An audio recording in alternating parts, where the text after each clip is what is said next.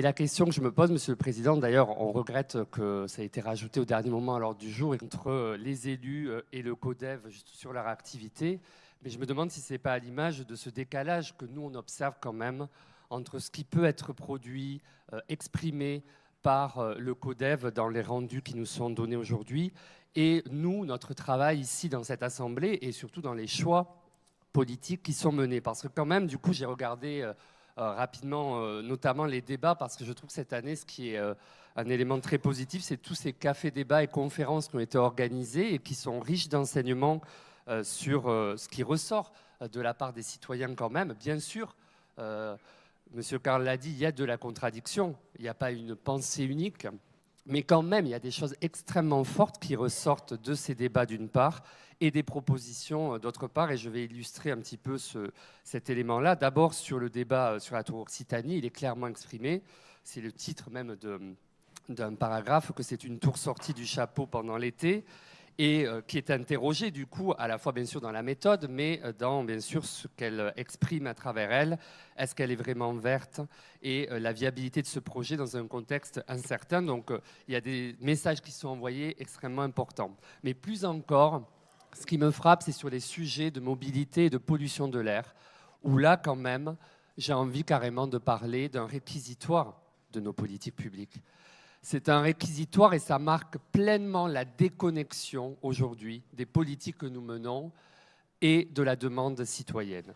Parce que sur ce sujet quand même, et le débat qui a eu lieu sur le Toulouse Métropole sans voiture est extrêmement éclairant, il nous permet déjà de revenir sur un constat, pas du tout une interprétation, une analyse, un constat et une analyse historique extrêmement intéressante et qui doit nous interpeller en tant qu'élus.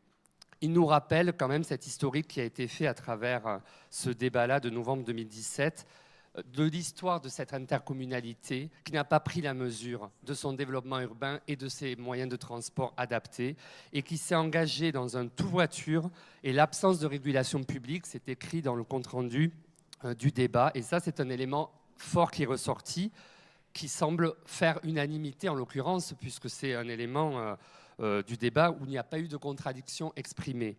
Et là-dessus, il est exprimé aussi que face à ça, bien sûr, il n'y a pas la solution unique, mais surtout, il y a des réponses paradoxales et il n'y a pas d'adaptation et d'accompagnement aux nouveaux modes de mobilité urbaine. C'est ce qui est exprimé de manière claire dans les débats, mais c'est aussi ce qui ressort de la production du coup du document sur les mobilités qui nous est aussi remis, où là, les choses sont aussi extrêmement fortes en parlant de manière très claire, et c'est la conclusion de cette production, du rendez-vous manqué entre urbanisme et mobilité. Où est passé le U du PDU? C'est le titre qui a été choisi par le CODEV dans sa production.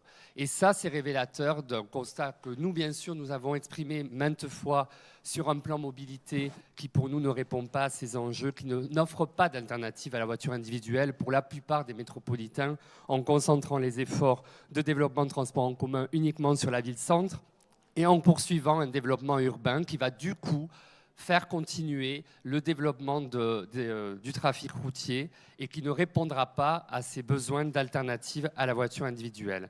Et donc la question que je pose et que je vous pose, Monsieur le Président, c'est que faisons-nous de ces productions, de ces débats qui remontent, nous ici, dans nos débats et dans nos choix politiques?